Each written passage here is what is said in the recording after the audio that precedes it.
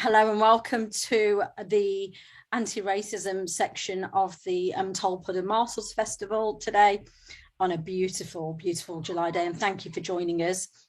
Today we've got a fantastic lineup of speakers. I've got Henny from Black Lives Matters in Dorset. I've got Patrick Roach, the chair of the Anti-Racism Taskforce, and Shavanagh, General Secretary of TUC Wales.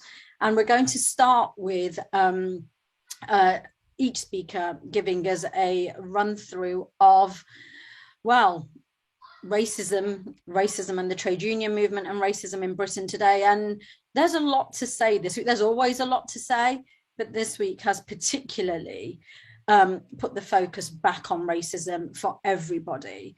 And I'm really delighted that our speakers have got a range of experience and a range of knowledge to bring to the conversation. Patrick will be talking about racism broadly, but also about the TUC's anti-racism task force.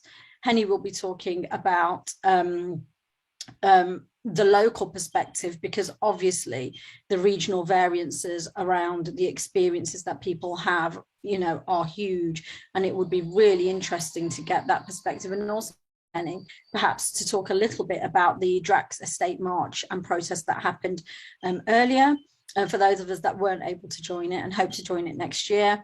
And Shav, it'd be really interesting to hear from you about your experiences about TUC Wales, but also about what we need to do next, where we need to go before we open it for a broader discussion. So first I'm going to, it's my great pleasure actually to introduce Dr. Patrick Roach, NASUWT General Secretary, but also Chair of the Trade Union Movement Anti-Racism Task Force. Thanks very much, Kudsia, and well, good afternoon, everyone. It is fantastic to be here once again, albeit virtually, for the Tolpuddle Festival.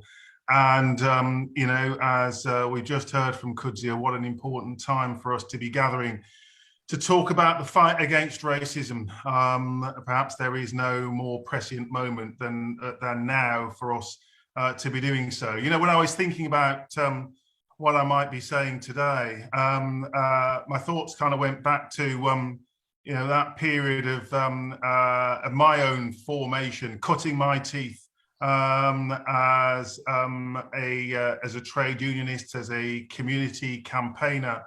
And, you know, in the 1980s and the 1990s, it was unions that were fighting and leading the fight for racial justice.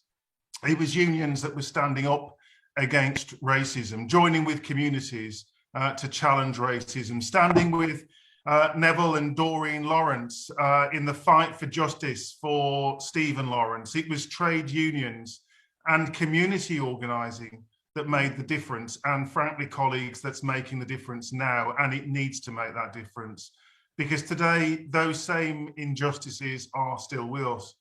Injustices that are affecting our everyday lives, our access to a decent job, our right to work, or the right to go to work without the fear of being racially abused, harassed, discriminated against, or victimised. But as you know, the last week has demonstrated the extent to which there is work to do to secure racial justice at work.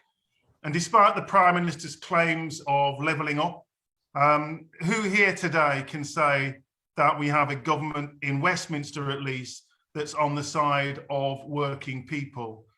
A government that's failed to deliver on a promised employment rights bill to strengthen employment and protections for all workers. A government that's failing to take action to stop the practice of fire and rehire. A government that's failed to distance itself from an appalling report of the Commission on Race and Ethnic Disparities just a few months ago, which said that there is no such thing as systemic and institutional racism. Well, the past week has been provided an ample and timely reminder that there is such a thing as institutional and systemic racism in our society, which is impacting on the lives of working people. And it shows what happens when you create a hostile environment that this is what you get. This is what you get when you take a stand against prejudice and racism, when you refuse and when governments refuse to condemn the actions of those who, who boo you, who sneer at you, when you proudly take the knee. This is what you get when you show leadership. They belittle and they criticize us when we call for justice, when we call for respect and for dignity. They marginalize us, they exclude us, they harass us, and they belittle our principles, describing us as engaging in gesture politics, branding our racial justice champions as the enemies of promise. That's what you get.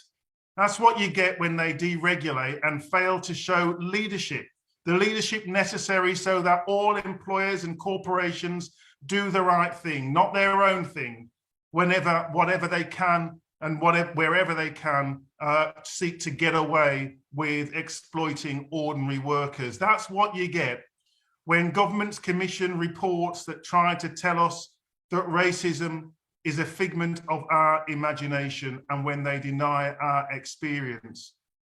But this is what you get, what we're doing here today, standing together today. Those of us who are fortunate to be at the festival in person, but the rest of us, of our movement, standing together, standing by as a movement, committed to taking action against racism, committed to saying that we will never be bystanders, that we will never stand by whilst racist thugs spread their message of hate and seek to provoke fear and prejudice, and when they seek to sow division in our workplaces, our communities, or in our country. That we'll never stand by while any worker, black or white, cleaner, shop worker, paramedic, teacher, or footballer, is a victim of racism when they're just doing their job.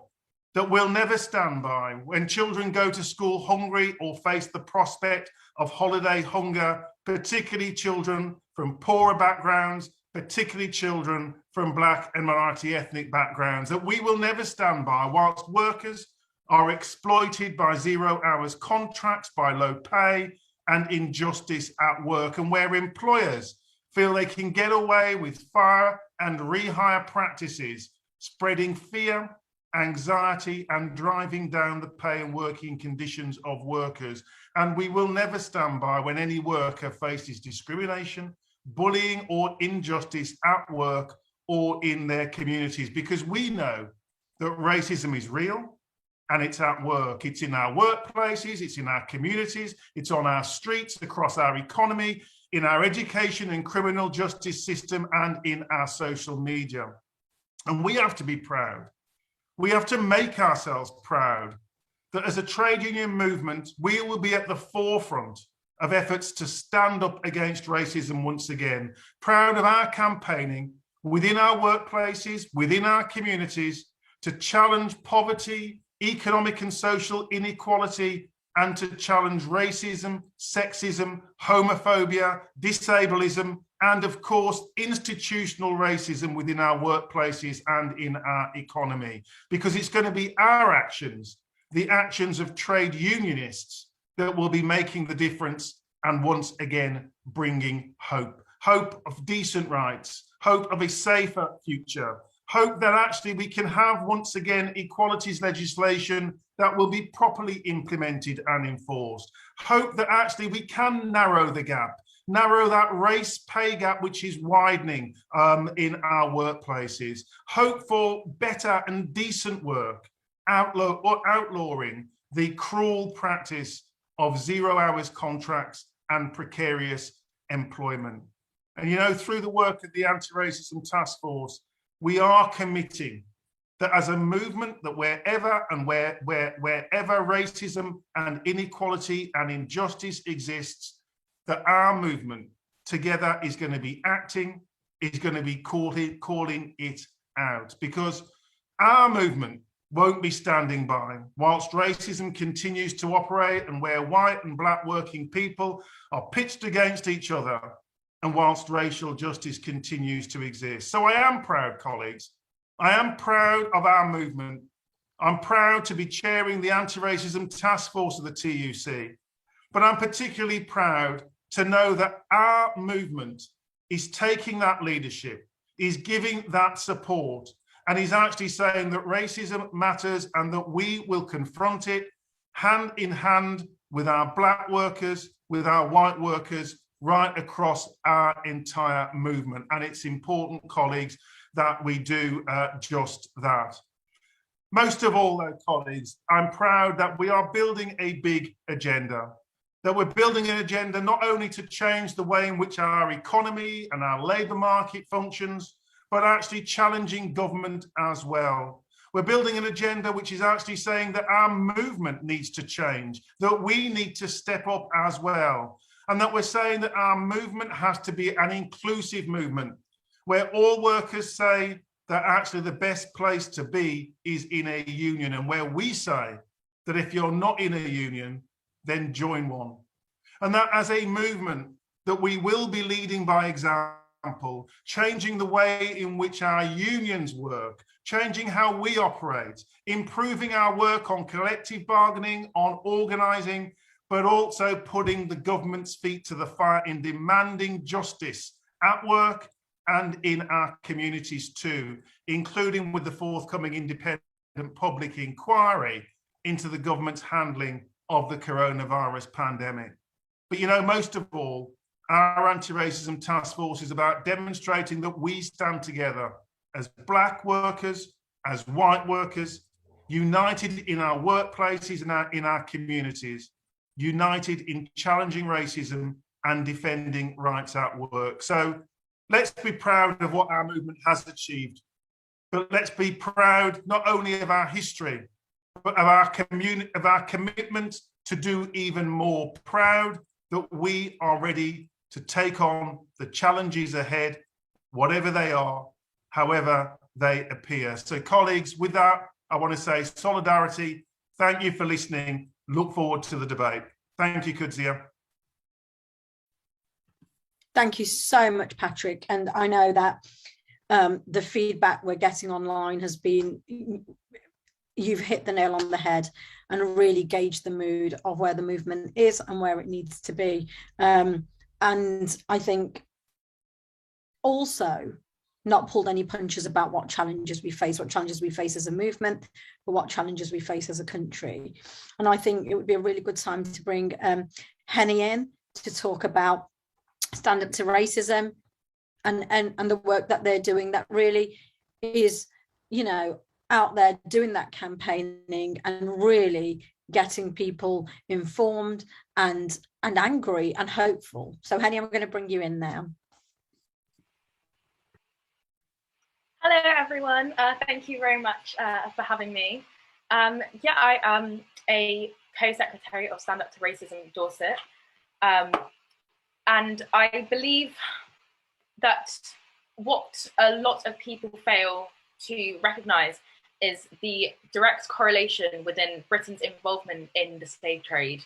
In fact, I heard earlier today, we shouldn't be using terms such as slave trade. It should actually be, because it wasn't something in which it wasn't a trade, you know, it was a slave traffic, and the way our country is governed. And until this is addressed and acknowledged and made somewhat right through means such as reparations, there will always be a stunted rate in the aim for racial equality. I referred again earlier to an essay titled "Sources of Slavery: The Silence and Disclosures of Slavery Heritage in the United Kingdom and the US," written by someone called A.V. Seaton. And we're able to identify Britain's direct involvement within the slave trade, the slave traffic, sorry. And as a result, the remnants of what systemic racism has manifested to now within the 21st century. It was a royal grant from Charles II that was responsible for the shipping of 90,000 slaves in 1682, which by 1712, the South Sea Company was founded for this very reason, with shareholders including Queen Anne, her successor George I, and by 1720, the social roll call of membership included 462 members of the House of Commons and 100 members of the House of Lords. And in the way that this has transpired, in order to tackle racism in the workforce, you know, we must fully, I believe, pull apart these institutions and work again from the beginning, because we can't simply introduce, you know, means of making things right to an already flawed system where the scales are already weighted against people of colour. I believe as well that's so particular to the United Kingdom is that we are so effective at racial gaslighting. You know, its culture is this one of disingenuous veneer of civility where, you know, what one may deem as politeness is in fact a sanitizing of real emotion. When someone is to highlight that something is racist, you know, you're often met with a, oh, you sure that's not an overreacting? Or are you sure you misunderstood that? Or are you sure, you know, did you maybe realize if that's, you know, if you saw that in the right way? Because you wouldn't want to accuse someone of being racist. Whereas what we've seen a lot again is the accusation of being called racist is so much more outrageous than the racist incident itself, which again completely derails the whole conversation and brings it back to the center of the oppressor. It's a very violent means to dispel and diminish racist experience that Black people and people of colour face every single day. It's easy to call out overt racism. It's easy to point out and say that's wrong. Yet it's the covert means that I believe that people are not willing to have a discussion about. And until we are able to do that as well, I believe we won't be able to get anywhere. I once, in fact, worked for a local council where I was subject to really grotesque comments, and I overheard awful, awful conversations. Yet, due to the disregard of how, you know, Black people are, you know, when there's something is coming up, you know, we're often met with about how we're overreacting, and the racial gaslighting that does occur.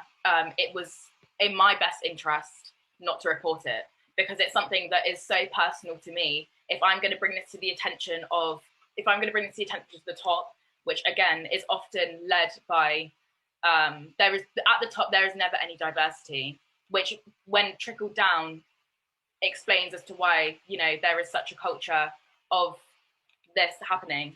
When I experienced this myself, I knew that it would be more personal and it would affect me a lot more personally than it would to them. To them, it would be a bit of an inconvenience. To them, I would be deterred almost to make this complaint. And I think as well, growing up in Dorset, you know, only in fact 2% of the Black population lives outside of urban areas. I grew up in between Poole and Dorchester all my life. And despite living here nearly all my life, I have never felt fully comfortable. And it was only until I went to places like London, or pre-pandemic, I moved to Paris to do my undergraduate. It was only when I stepped into those spaces where I was to feel more accepted and at peace than at the rural places within the UK. Dorset, the county in which I grew up, have the worst figures for stop and search. The police are 25 times more likely to stop and search a Black person than a white person. And it is the highest statistic in the whole of the United Kingdom. In fact, Dorset Police in November 2020 had to apologise for a racial profiling advert where they placed a Black boy on an advert for to try and raise awareness for drug dealing or something, and they since had to again apologise. These are the same institutions that are supposed to keep us safe. Yet, as we can continuously see through the systemic racism that has transpired through our history, this absolutely isn't the case. And I believe until we tackle this head on, and we're not polite about this, because this isn't a polite matter. Racism isn't polite. You know, it's hurtful, and it's very, yeah, it's hurtful, and it shouldn't be up to, you know, people of colour, Black people, to be having these uncomfortable conversations. If it's uncomfortable for you, imagine how uncomfortable it is for us. Yeah, there's a lot of work that still needs to be done, and I am optimistic. But yeah, I believe we shall tackle this head on from institutions. and challenge whatever comment you hear. You know, at the moment, you know, it's not racists don't feel uncomfortable to be spewing the hate that they do, and that needs to change. We need to make them feel uncomfortable. This is not a place where we can hear any of that. Thank you very much for listening.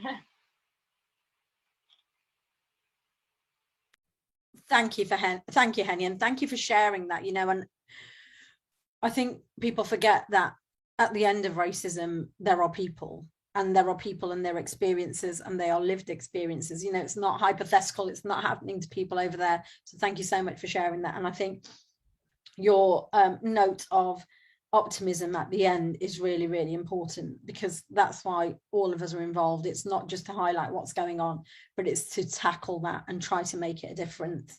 I'm going to be coming back to you in a minute, so hold on. Shav, can I please bring in Shavanagh Taj, Wales TUC General Secretary, to talk about, well, to add to the discourse today. Shav?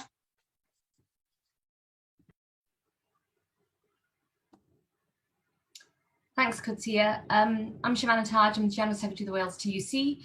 I'm a trade unionist, I'm a socialist, and I refuse to remain silent while nothing is being done to deal with anti-Black racism. And I have a right to be angry, as do you. Firstly, I wanted to send my solidarity to the many activists and union reps, both those in the public eye and those that we don't actually see on our TV screens, organising in our workplaces, often in an extremely hostile environment, under a UK government who keeps telling us that taking the knee is seen simply as gesture politicking. We've got to celebrate and take note of the many who have countered such claims and have continued to, you know, carry on in the workplace, looking after our loved ones, making sure that, you know, our hospitals have continued to run, our care homes, you know, making sure that our supermarket shelves are being stacked, and ensuring that our post and goods are being delivered and our refuse is being collected as well. You continue to inspire each and every one of us to do better, to keep standing up and keep uniting against injustice and racism. And I want to thank today's organisers and many of the, and our previous speakers as well, who have already had so much to say on something that we could just continue talking about forever and a day. And I think that, you know, as the previous speaker mentioned, the British slave trade may have ended in 1807 and slavery in 1833. However, racism itself wouldn't end with abolition, as it was deemed far, far too valuable. And lots of academics and activists have said that racism became the handmaiden to the empire. So the mythology of race and white superiority would become a major ingredient in the establishment of British imperialism. And this kind of historical template of bigotry and prejudice still permeates in society. And, you know, as previous speakers have already given a really good insight into what the new racist state-sponsored hostile environment looks like and operates like on a daily basis, Black bodies are still considered easily disposable and free to use for cheap labor, which is why we must be front and center in leading and demanding that change. Nothing about us without us. Self-organization, community action is what ultimately brings us together. And that is why it is very important that we continue to support many of the Black-led movements and activism that we are seeing taking place. A year on since the brutal murder of George Floyd, we've continued to build our collective strength against fascist, racist far right, but we can't see this as some kind of existential threat that happens solely on the streets in America or on social media, where, you know, we have footballers and famous people being harassed and trolled. No, many of these racist misogynists actually live and work amongst us. Many of them are in extremely powerful positions in politics, within public services, police and court system. So we actually have a massive job on our hands to organize in our workplaces for Black liberation and Black progress. And we must build structures and systems that are strong and collectively supported by trade unions to call it out and to push for that change, to dismantle and to rebuild. And to do this, we are going to have to of course, build that pressure to remove these people from their positions of power who are actively standing in the way of progress to equality, justice, and freedom, including any racist, fascist bigots who think they can run union branches, engage with employers, and fail to tackle institutional racism and systemic inequality and stand in the way of progress, which is why, of course, the TUC has once again set up the Race Taskforce, which they did during the launch of the Stephen Lawrence campaign so many years back. But not only is the task force, of course, going to be looking to tackle what the government is doing in terms of disproportionately impacting Black workers, but we are also having a real moment of self-reflection as a trade union movement. We are looking to see what more can be done to ensure that Black leadership is thriving and is a reality within our movement. Comrades, nothing ever changed or was worth winning without a firm fight.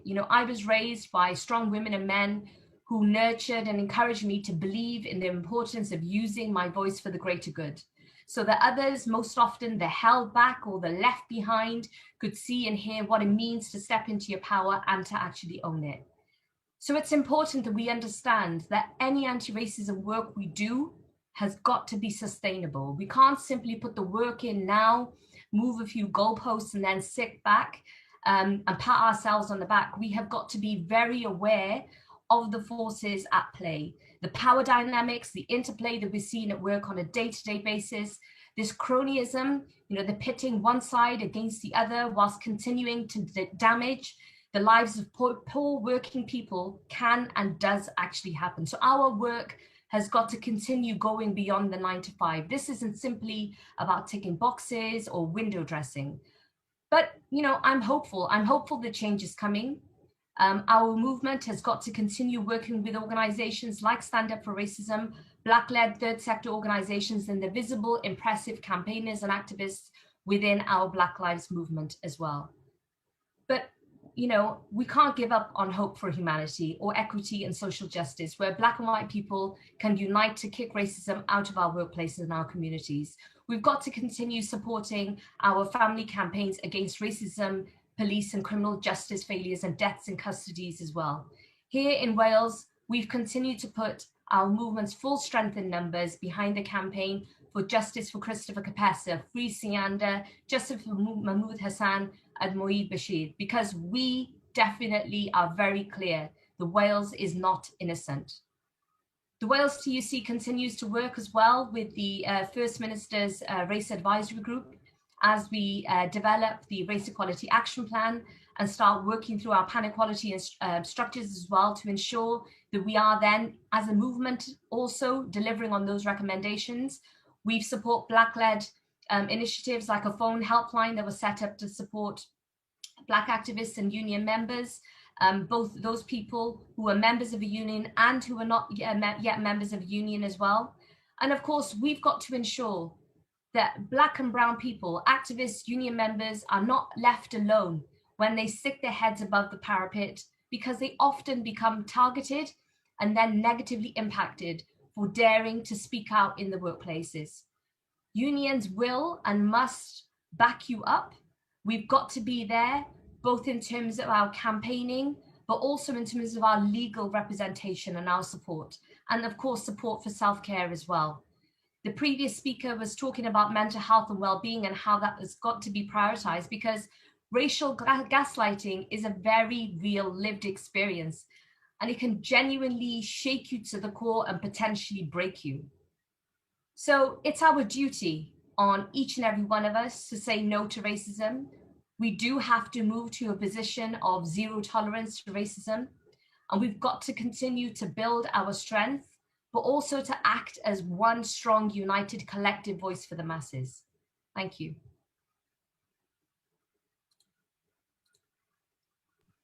Thank you so much, Shab, and thank you for highlighting how much there is still to be done and how much we still need to do as a movement, but also in partnership with other organisations. I'm going to bring all three panelists back in, and perhaps we could have a discussion. We've had a stream of questions come through from Facebook and from YouTube, and I think it would be really good to get your opinions on those. But what I want to start with actually is to talk about this week particularly. This week, it seems, has put race back on the agenda for people whom race might have been off the agenda. And I say that, and I use those words carefully, because for some of us, it's never off the agenda. It's lived, it's entrenched, it's challenges and battles every day. But this week, it seems everybody has been talking about racism. And I was just thinking, Henny, what you were saying about living and growing up in Dorset, and actually not really feeling like you belonged until you went to London and then to Paris. And I reflected on that a lot. Never really feeling like I was English. You're not really allowed to be English if you are not white English. You know, that was very much the discourse growing up. But this week has really brought what it means to be English, what England means, what it means to be part of the United Kingdom, I think, to the forefront. So I'd like to open that up to you about what impact you think this week has had. What are your thoughts and reflections? And also, how do we galvanize this week as a watershed moment and use it to shape the conversation going forward? Just a small question there for you. No, thank you very much. I mean, yeah, this week it's been really hard. And I think a lot of you know, people of colour, well, Black people really share that sentiment. I think it's almost as if, you know, as soon as those penalties were missed, you knew what was going to come. You knew exactly, and it did, and it came with full force, and it was rampant, and it was violent, and it shows. It's just, you know, the 180 that happens just a few days before. You know, they're hailing them as heroes, which they absolutely are. But it's almost as if our right to be here is an exchange. It's like it's purely based upon our excellence and what we're able to contribute to here, when that shouldn't be the case. You know, it's almost as if we have to prove ourselves every single time. And as soon as, you know, people aren't given what they wanted, you know, it reverts right back to, you know, the really, really violent, racist abuse. I think that the government response as well is really interesting.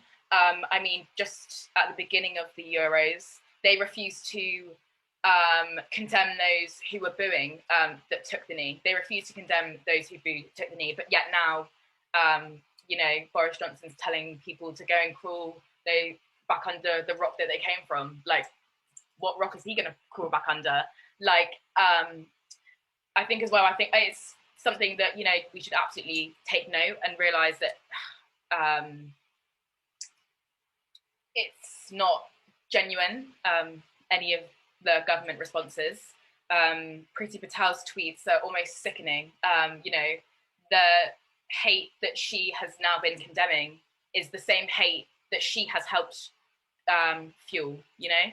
I think moving past, I think that, you know, it's another sad reminder, not that, you know, Black people need a reminder, but just of how rife and evident it is.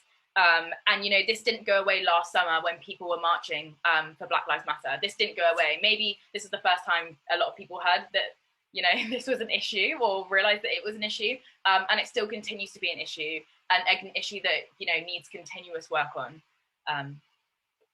So thank you. No, thanks, Henny, and thanks for articulating that so beautifully, because I think you're right that, you know, Black people up and down the country, when it got to the penalty shootout, weren't excited because of how it was going to go, but ultimately were fearing what would happen if the outcome were negative, because, you know, it's lived experience. Hold us to doubly high standards, and then when those unrealistic expectations aren't met, which is the right of every human being to, you know, to do, then the repercussions are hard and they are fast. So I think you're absolutely right, and you know, thanks for outlining that, Patrick. Yeah, I mean, you know, so much can be said about you know, the events of Sunday night, Monday morning, and what's transpired since then. But none of us should be surprised by any of that. I mean, it's interesting actually, Kudsia, because when you were framing the question there for us, one of the things that you said was what it means to be British, what it means to be English. Because, I mean, at the end of the day, you know, Scotland and Wales were also knocked out of the Euros. I don't recall this as a response from those nations. And the political leadership, and I'm not taking a partisan position here, but the Tories do have a lot to answer for.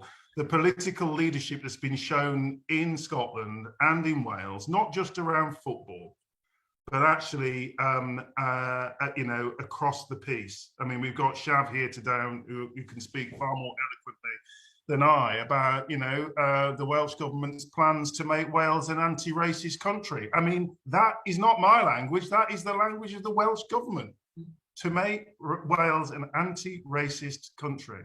When we have ministers in Westminster who not only deny that we should be talking about race and racism, but who actively, you know, are fighting, call them culture wars, call them what you will, but effectively are attacking anybody who wants to speak out on the issue of racial injustice. So there is something about what's happening in England at this moment in time, which is also about what it means to be British. And maybe this is one of the tensions that we're going to be seeing in terms of fault lines about the future of the union. If Boris Johnson wants to keep the union intact, then, you know, he's going to have a lot of soul searching to do in terms of what's happened during the course of this week. But what it means to be a worker, and I mean, I also thought that Shav's remarks earlier in her intervention were absolutely spot on, because it's about what it means to be a worker. We've had workers from all ethnic, racial and religious backgrounds who've been there on the front line since March 2020, keeping our country going, giving us all hope. And we had a diverse group of workers. They happen to be called professional footballers, but they're workers nevertheless, who last week gave the nation hope. I think we've got to recognise that this raises big issues about the nature of work, about safety at work, about the rights of workers to be able to go to work safely without being abused, without being told, you know, well, you're a nurse from a black or minority ethnic background, I don't want you treating me, you're a care worker, you're a teacher, you name it. So we've got to ask those very serious questions about the nature of work and what we aspire for. But I think in terms of where next, I have a lot of hope. I mean, this week, the TUC affiliated unions have responded, not only by saying, you know, down with this sort of thing, we don't like racism. Of course not, of course we don't. But doing what unions do, show solidarity. Stand together with, you know, our sisters and brothers who are suffering those attacks, being prepared to speak out about it, almost regardless of the consequences, and taking action to seek to defeat it. Continuing our campaigning effort, that's going to be important in terms of how we move forward. Working, I mean, for my union, the NASUWT, working with our sister unions to insist on an inclusive and anti-racist curriculum, because we need to hope for a better future. You know, the point was made earlier that, you know, we need to be unpicking and unpacking our institutions, pulling them apart, including the knowledge-based institution about, you know, what makes Britain today, what does it mean to be English today. And we have to, as unions, demand the change that we want to see and not be afraid to do that. And so I do have hope, not because of Sunday night, Monday morning, that was all to be expected, but actually because of the response that we've seen to what happened on Sunday night, Monday morning. that actually we can do something here, we can do something different, and actually we can shame Boris Johnson and his cabinet for the actions that they've taken. Thanks, Patrick. And I think you highlight something really important there, which is the attack on working people that has taken place. And you know, and it was played out on a world stage over the weekend.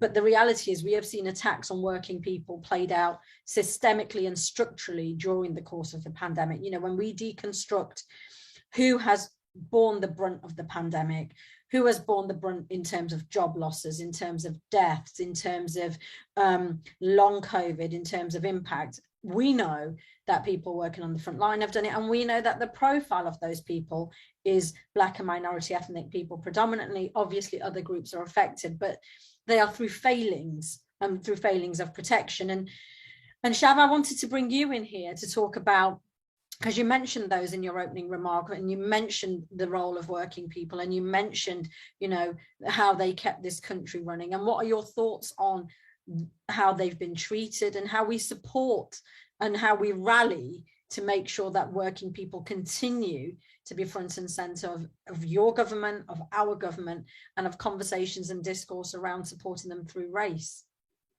or challenging racism, should I say? Thanks, Kudsia. Interesting question. So what I would say is that, you know, at times like this, it's important to apply a bit of philosophy as well.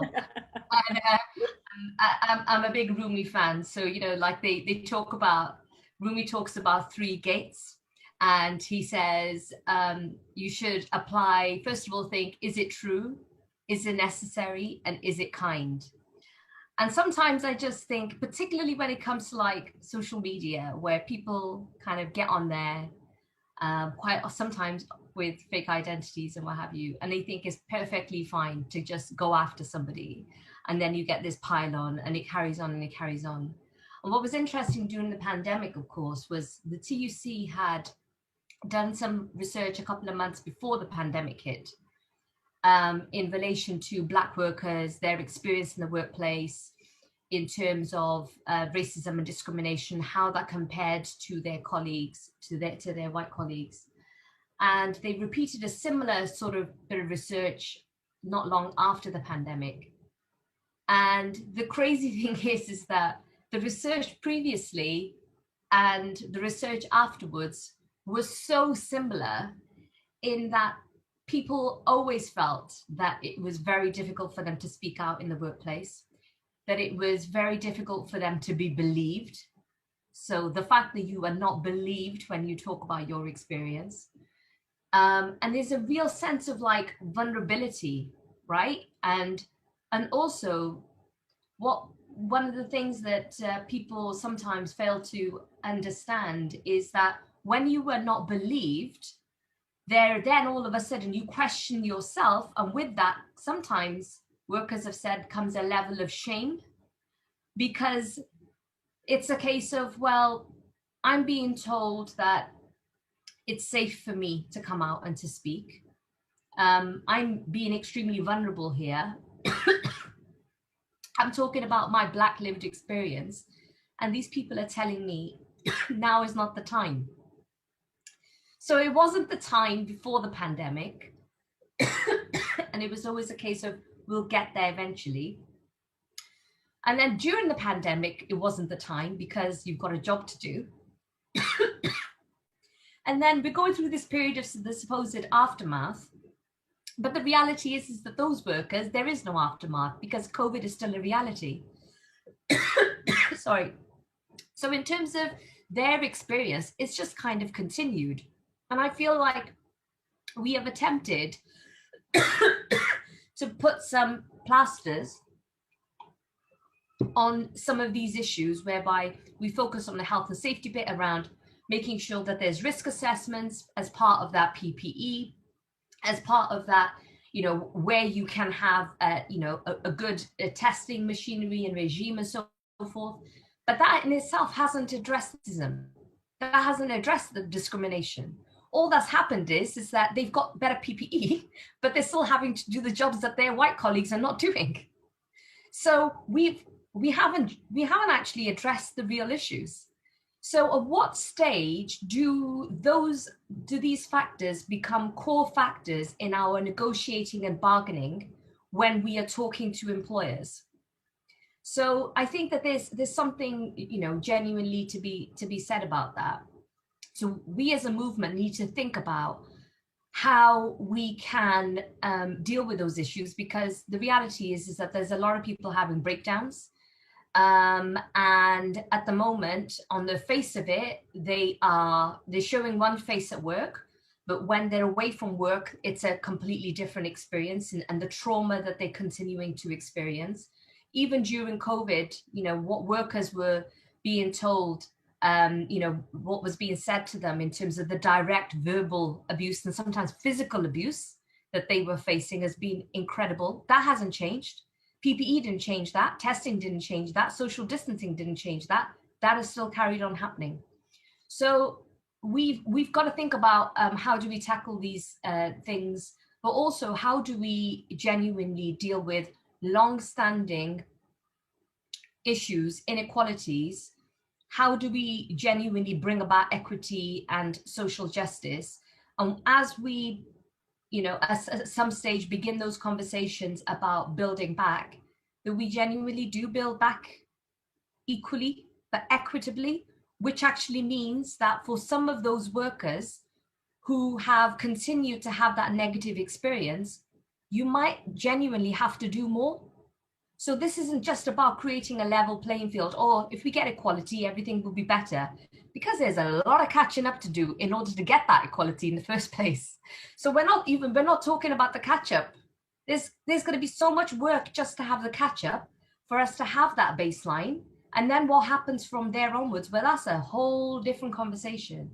But, you know, I think that this as well does go back to, if people are going to be, you know, encouraged to speak up in the workplace, unions need to be organized enough. I'm genuinely really concerned at the moment about the fact that there are so many external organizations, consultants being brought in to fix things in the workplace. They're being brought in, and people are being encouraged to talk to these, you know, caregivers. But there's no long-term strategy, and the real long-term strategy has got to be an industrial bargaining strategy, and that's where unions have then got to organize, and employers, you know, have got to understand this is a little temporary fix.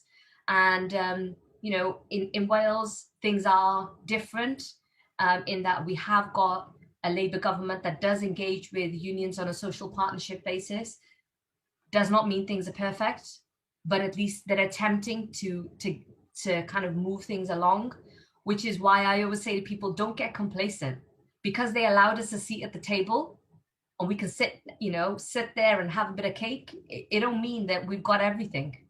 It, like, a lot has still really not changed, and that trickle down economical effects that we've been told about all of these like years, it's not real, is it?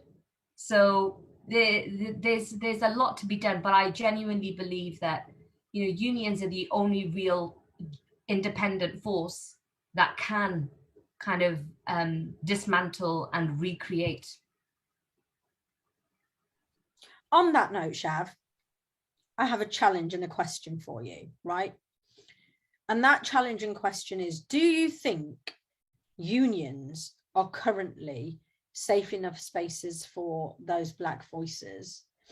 And if they are not, and I think I know the answer to that, because how many people do I see that look like me, that look like you, that look like Patrick in our movement?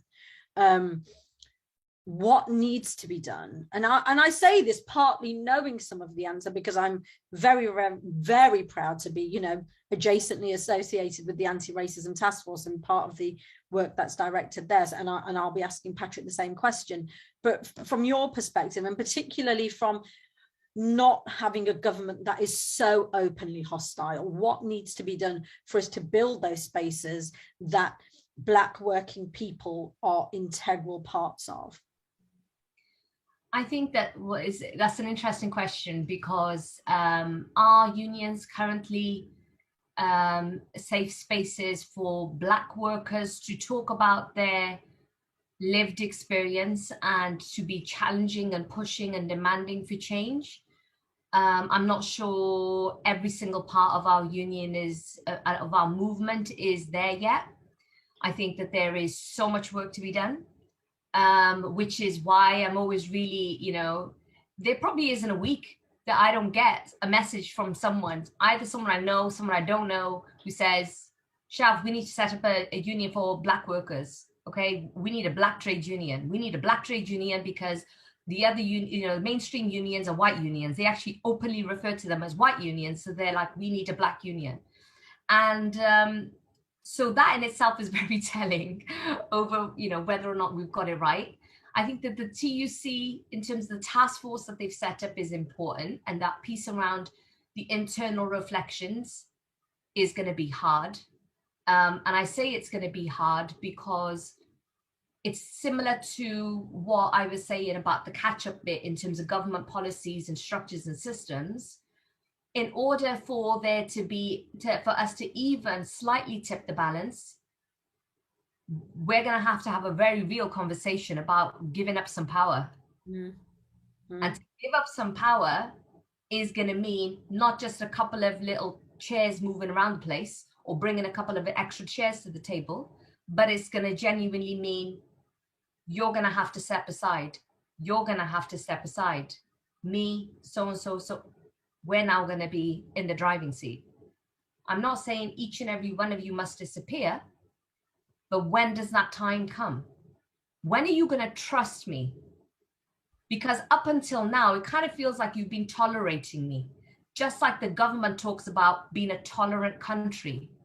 Sometimes it does feel like the union, we just, because we're trade unionists, we will never, ever believe that we can be racist, that we can have racist systems and structures, but truly, really and truly, we're just a reflection of society. People are people, we like to be, but I think the difference is that with trade unionists, we're willing to do the work and we're willing to be challenged, but equally, those challenges are going to be tough. And so there's gonna be some tears along the way. And the reality of white fragility is going to get played out. And that's not just a word, it's not just a term, it's very real. Because again, in the same way, I think was mentioned about when you talk about your experience, then all of a sudden the other person is like, well, you're calling me a racist, then that I must be a terrible human being, and all the focus becomes on that person, and it gets taken away. It just like the fact that you've been so brave to speak about this, and then all of a sudden this other person is looking that way. And sometimes when it comes from people you would never expect it from, because they've always fought the good fight. And when that happens, and I've experienced this many times, actually over the last couple of years, I'd say more so because of the fact that we're talking about race now. It's no longer a Black workers' conference matter, but we're talking about it in mainstream spaces. And we as people of color are taking up spaces, but but equally, we don't want to just take up spaces where we only talk about race, because I'm a human being, I'm multifaceted. I could talk about so many other things. I want to talk about the economy. I want to talk about jobs. I want to talk about how do we create a better future. I want to talk about climate change, So don't just box me and think that's the only platform that I'm good enough for. I have a range of different identities. I can talk on so many other issues just like you can.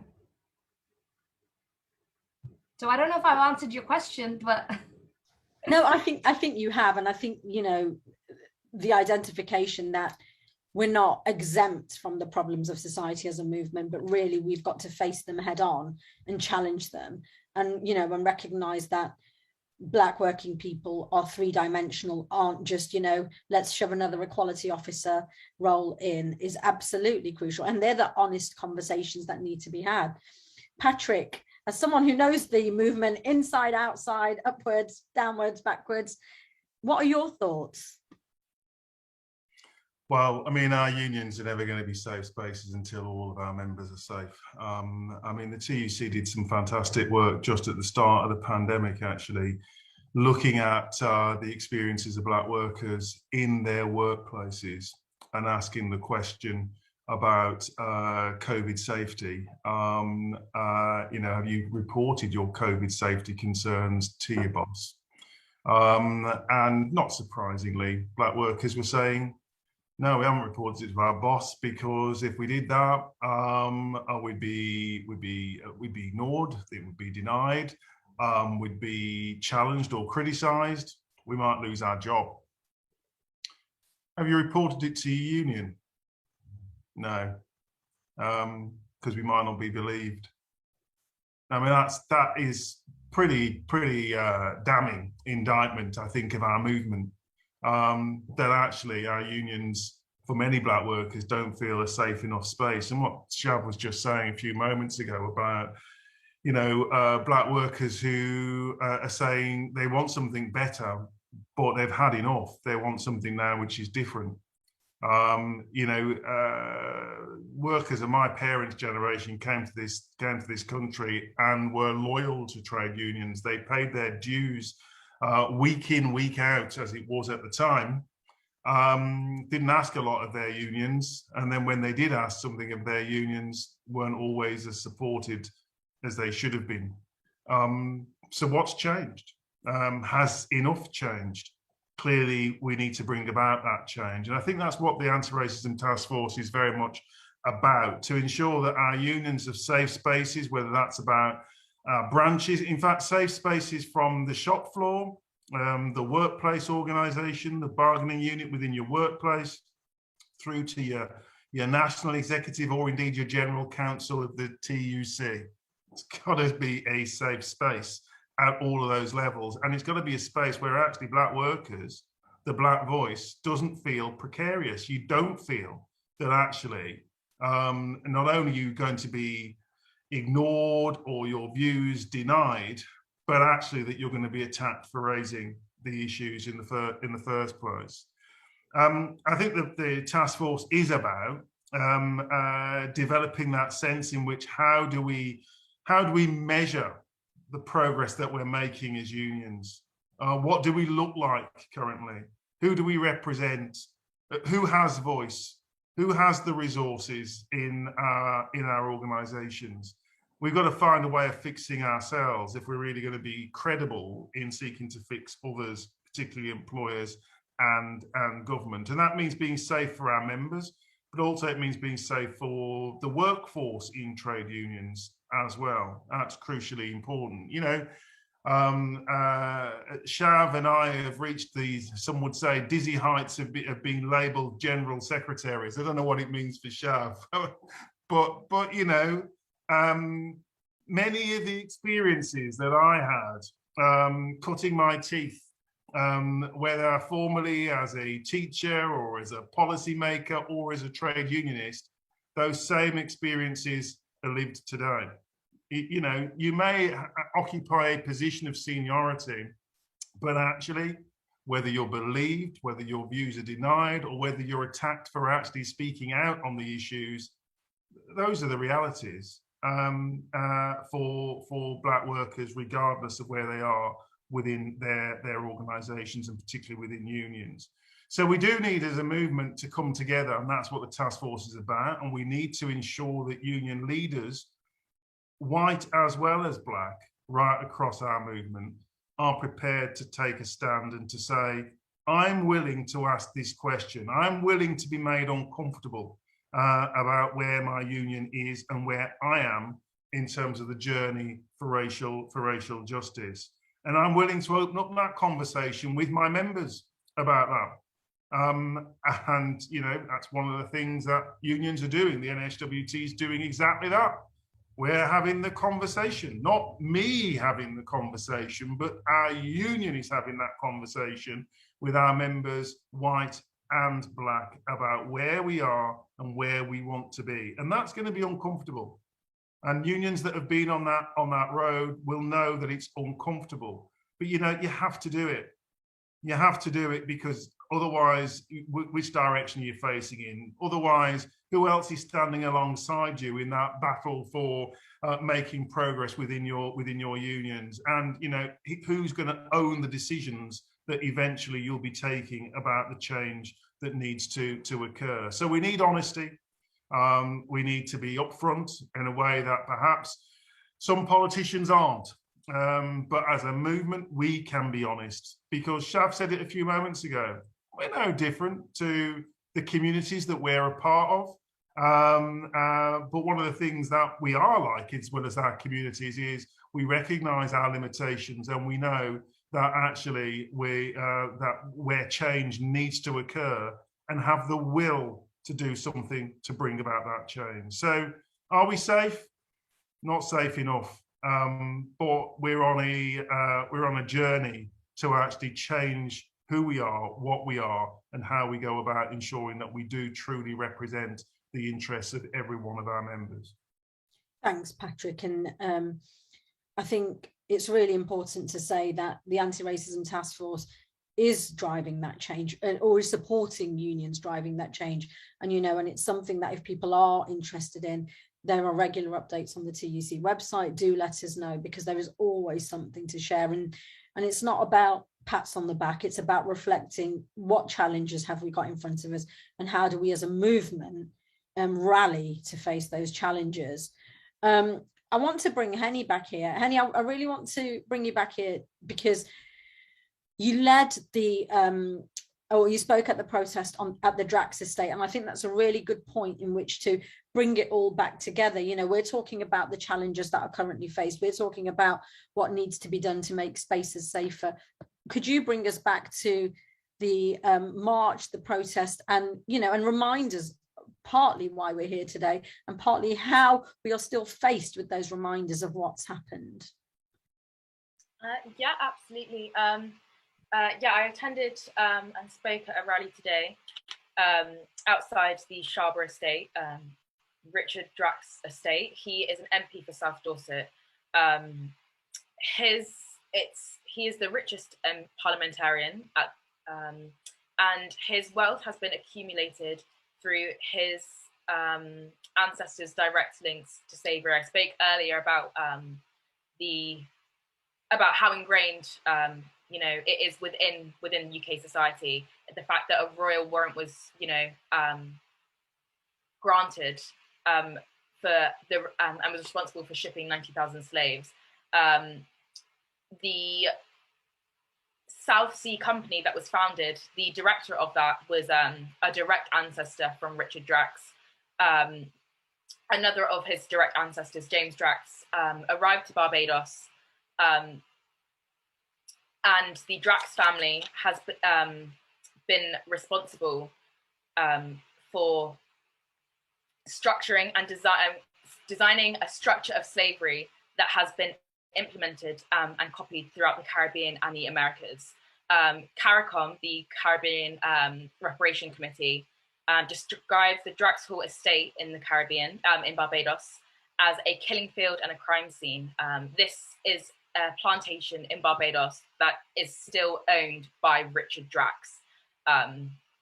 So we are calling for, we're joining forces with our brothers and sisters in Barbados, and we are calling for the return of this estate.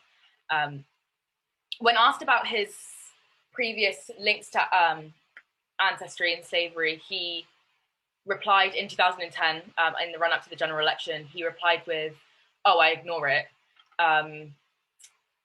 And it's a response that honestly isn't surprising, because it's something that parallels the UK education system. You know, the institutions within the UK echo that very sentiment. They ignore it, they cover it up, they act as if, oh, that was years ago, it was years ago, when in fact, no, like, Richard Drax is a direct ramification of his ancestry. And he currently sits behind the longest wall in England in that ridiculous estate, when so many go homeless, go hungry. And what we're asking for in the return is, you know, an active step in terms of reparation. Reparation is about parity, which is the active enabling of equality. And until steps like this are done, you know, there's a long, long way to go in making things right, which, you know, you can never make things right as such.